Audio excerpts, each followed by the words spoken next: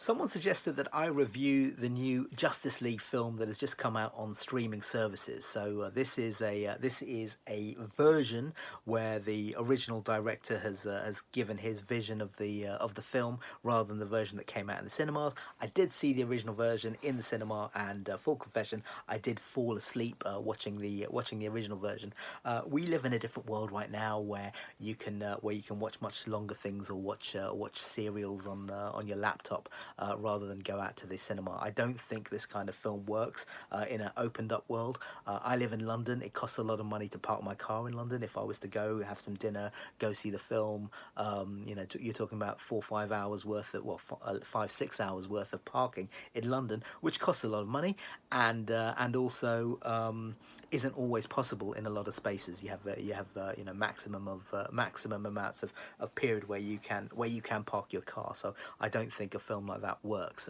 I did go and see the Departed, not the Departed. I went to see The Irishman in the cinema, which was a very long Scorsese film that came out a couple of years ago. I really did enjoy that film.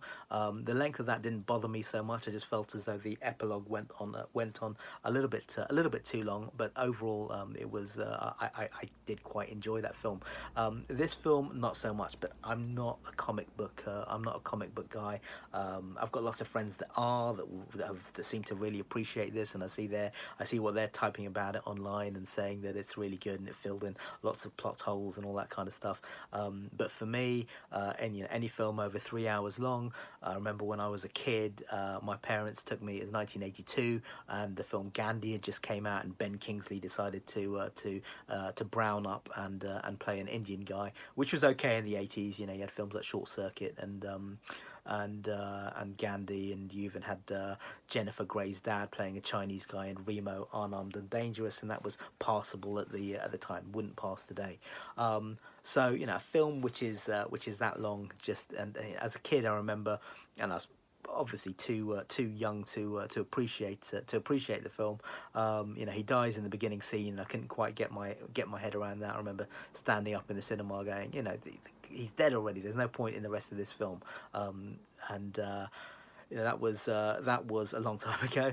Watching this film as well, there's really no point in a lot of the scenes that take place, and that's the defining feature of this film from the get go. You know that you're in for 4 hours, and they spend 5 minutes focusing on pictures of ice and scenery before Batman goes and finds Aquaman and whichever fishing village that he's living in. He's kind of like emo Aquaman guy living in whatever fishing village he's living in. So that's that kind of stuff irks you from the start, and it continues to irk you over and over again because you're thinking, well, I could have saved 5 minutes here. I could have saved 5 minutes there. I could have easily edited this version to make it digestible. And watching it, why the studio fired this guy as the director and brought in someone else to make a snappier film. The second version of the film isn't any good either. I think if you were to take this version and edit it down and get rid of those bits, you actually could end up with quite a watchable film. But there's loads of things in there that having watched the first version, they could have just gotten rid of. The One of the big scenes that stands out to me, and one of the films I do remember from the original version, is when they resurrect Superman. There shouldn't be spoilers in this apparently, but I think most people most people will have already watched the film, or if they haven't, they will have already read up. Anyone willing to invest that much time will probably have read up as much as they can about the film beforehand. But when they decide to resurrect Superman, there's really no point in the whole kind of he gets angry for a little bit scene and has to be calmed down by Ginger Lois Lane. We all know that he's going to join the good guys in the end, and we all know that one of the whole points of the film is that the Ben Affleck Batman guy has faith that he's going to go off, and there's no real development of the character of how he suddenly realizes that, oh yeah, those guys were actually my friends, and everything's okay, and I shouldn't go around the place destroying things like the kind of guy that Superman would normally fight. So he turns bad for a little bit, goes off, goes off, and then just has a revelation that everything's okay. If he needs me time, surely Superman's house is called the Fortress of Solitude. So why not? Why didn't he? Why didn't he go there? The bad guy in the film, Steppenwolf, he looks like a Dungeons and Dragons character that was drawn on graphic paper by some nerdy schoolboy, and I don't really quite understand, or I don't really like it when a lot of these comic book people take existing mythology characters and put them into the comic books. It strikes me as being quite lazy.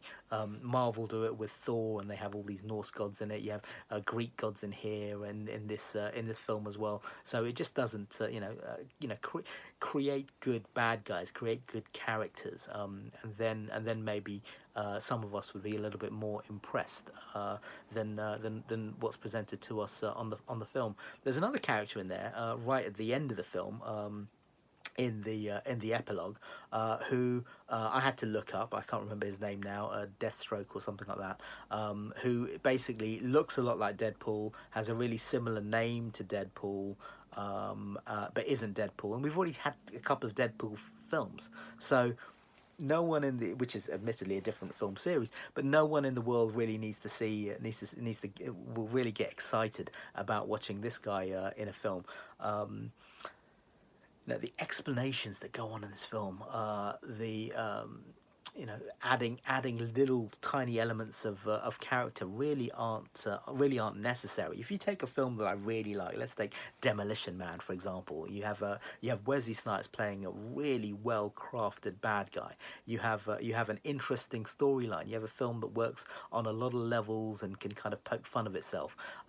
There is a version of that film where Sylvester Stallone gets to meet his daughter, and apparently the actress who played his daughter is in one of the scenes, but the way they cut it, you don't realise that it's his daughter. I don't need to see a version of Demolition Man which is a little bit longer, which includes that scene, because it's been edited for a reason. It would have been too long. It wouldn't have worked. It would have been a sideline, a distraction. And a lot of this film is a series of sidelines and distractions. A lot of people love the way that this film was shot, the style of these films. For me, it's not really stylish just to do everything that little bit darker, and it doesn't really add much to the style. People have been doing that from the 70s, the 80s, and the 90s. Add something new. Pay homage to the films that came before it, with Batman, Superman, Wonder Woman, all this stuff. You've got centuries of source material to choose from. It doesn't all have to be this kind of dark stuff. Going back to the Christopher Reeve version of Superman, when I was a kid watching Superman fly, you could tell it wasn't real. You could see, okay, there's green screen, or you're trying to look for strings, or you were trying to figure out if there was a helicopter in the shot or not. There's a certain charm to that. If you really want to be stylish, pay homage to those old filmmaking techniques. Make that background a little bit more grainy when he's flying add some wonderment of the film. Don't make him kind of fly up and do the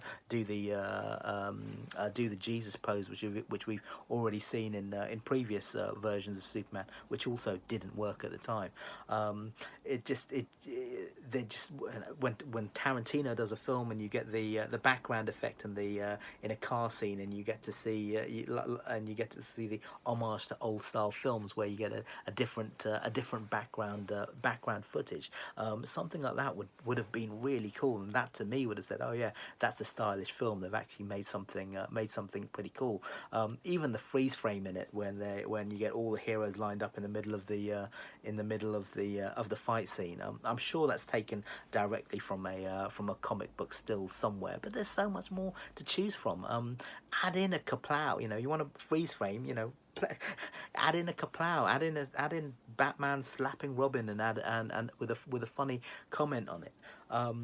My biggest problem with this film, though, is in the epilogue, where you cut to this whole other film, which doesn't really tie in with the original film. It ties in a little bit, but it doesn't really tie in. And it seems to be this bleak, dark future of the DC universe. I hate myself for saying DC universe, by the way.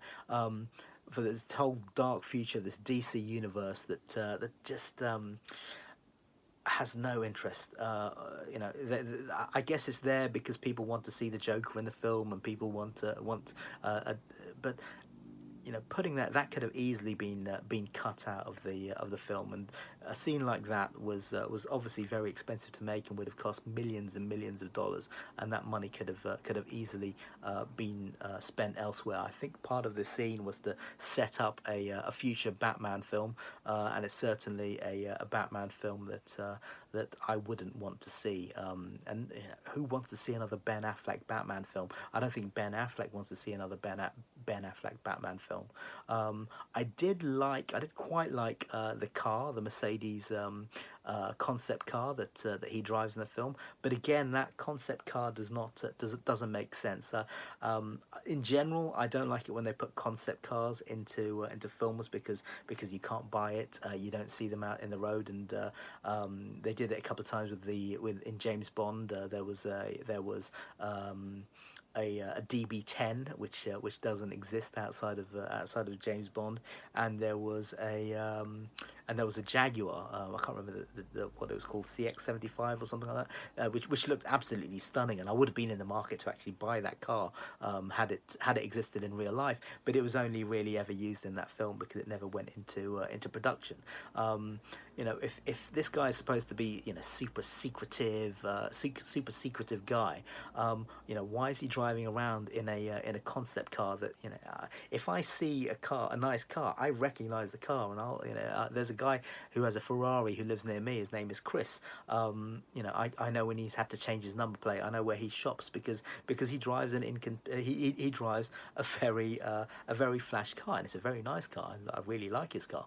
The other day I was in a traffic jam with a friend of mine who's a car guy, and we spotted a Renault Clio, and the first thing we spotted on that was the gold wheels. So we knew that was the Williams Clio. People notice cars. So if you're going to be this secretive guy, don't drive around in a concept car. The whole kind of notion of Batman and the fact that his superpower is that he's a rich, privileged guy. I mean, come on, that doesn't work in this day and age either. If you have that much money, or you earn that much money, and you spend that much money in secret, the tax man will keep an eye on you. There'll be lots more people looking at your wealth and how you spend your money when you have a lot of money than when you don't have much money. So again, it just doesn't make sense. I think the whole kind of secret thing also doesn't work. In the whole scene where Batman's come back to life, and you have the police there and the army there, and they're literally shouting out, "Clark, Clark, Clark, Clark." So no one's saying, "Oh yeah, hold up, why is everyone calling him Clark?" Or one time they call him Kal-El, one time they call him Superman, one time they call him Clark. So his secret identity isn't exactly hidden in this film either.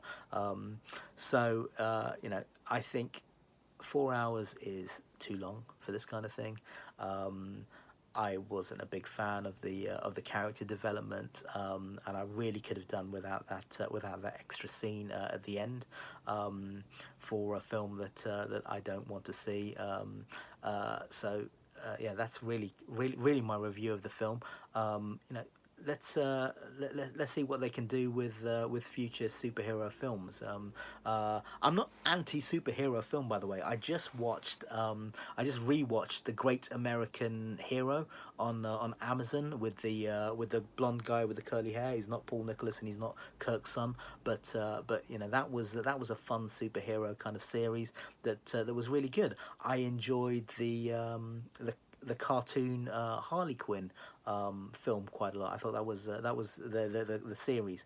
I thought that was really good. So I'm not anti comic book. I just think that this film, as a piece of film, could have been edited better, and certainly there's the benefit of hindsight that the director has before they put out this before he puts out this version of the film. So I unfortunately did waste a lot of time watching this film. Luckily, I've just shot this in one take, so this hasn't taken me too long. And now I'm off to do something a lot more useful. So it's Sunday night. I've got to put out the bins.